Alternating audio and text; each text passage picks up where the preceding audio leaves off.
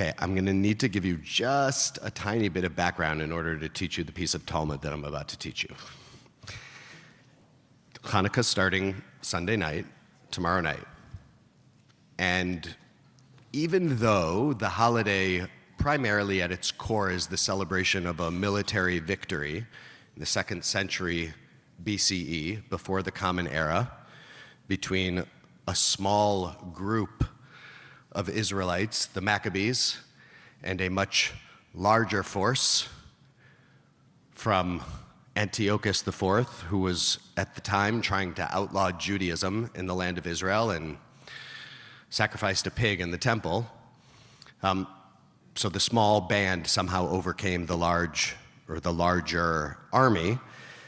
The rabbis who wrote most of the tradition we celebrate throughout the Jewish year now, the rabbinic tradition, didn't love the Hasmoneans because after they won the war, they were quite corrupt as rulers.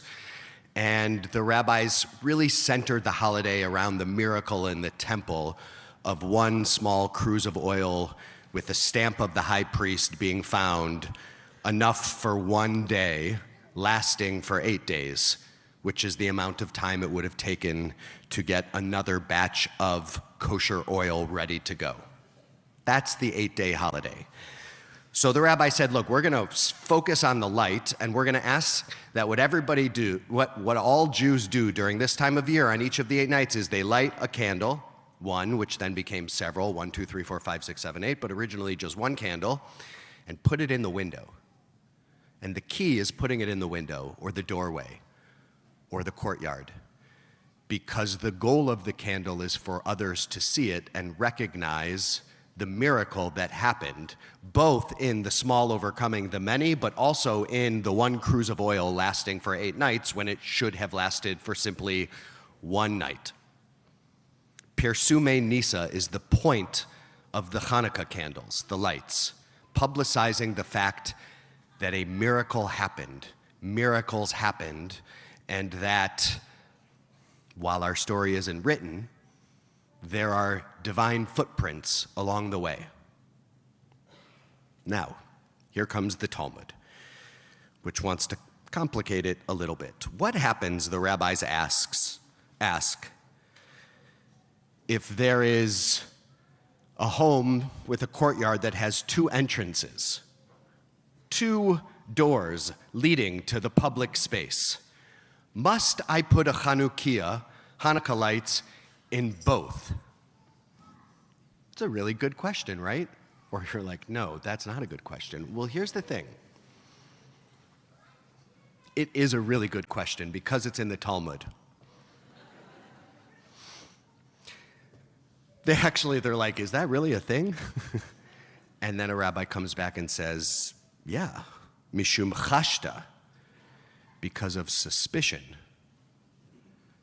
If there are 2 windows or entranceways pointing into public space, and maybe they are on different directions or on different sides of the house, somebody may walk by my house and suspect that I have not done my duty of putting light into the public sphere. And for that reason, the rabbis suggest maybe we should be lighting in 2 entranceways. And then they come and say, well, if they're both pointing in the same direction, no need, because somebody will walk by both. But if you do actually have a residence, one over here and one entranceway over here and one over there, you need to put them in both spaces. And there is even a conversation about adult children who move back home. That never happens anymore. It's been happening for 2,000 years or more. Adult children who move back home and sleep out back in like the garage, I guess. They didn't have garages, but you know what I mean.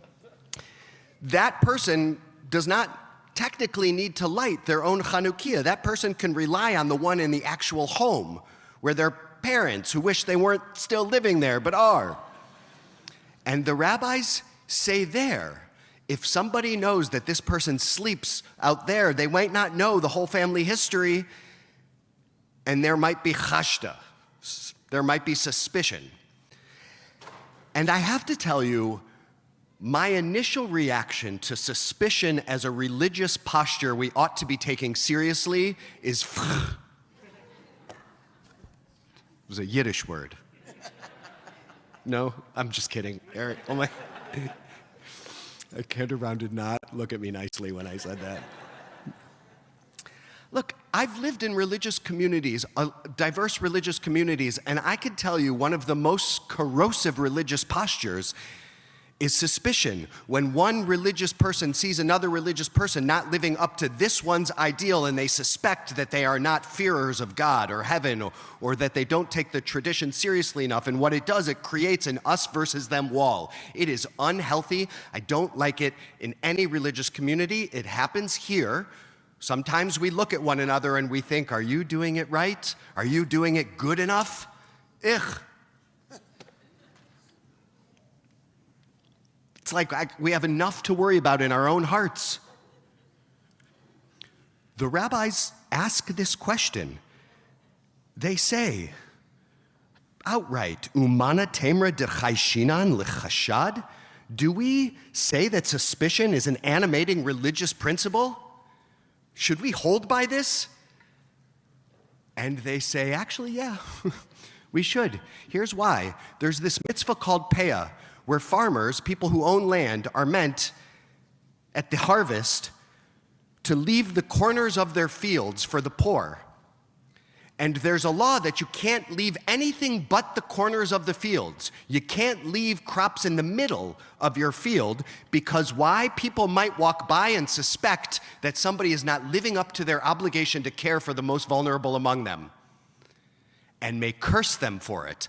They reframe suspicion as protection of the person who's not living up to the religious obligation. We're going to protect you from all the people who are going to curse you. But really what they're saying is,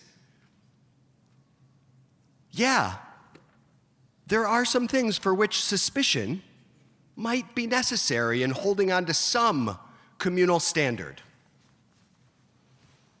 The rabbis tried to save suspicion as a religious posture, and they did it by using not ritual law, but relational law. The laws of how we care for one another. Here's the thing. Religious suspicion does, maybe ought to have a voice in our hearts and minds.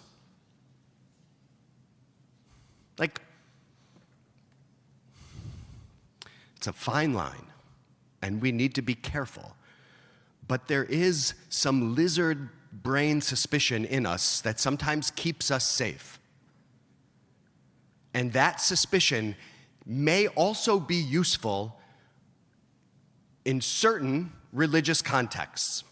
I'm suspicious of anybody who claims religiosity and then turns away from the vulnerable living right there amongst them, or right here amongst us. I am suspicious of that kind of religiosity. I am suspicious of anybody who claims that their religiosity prefers darkness over light. I am suspicious of anybody who claims their religiosity prefers hate over love. I am suspicious of those who present themselves as religious, but then weaponize their religion to create chaos and pain and suffering and death to civilians as a political tool. I am suspicious of that religiosity.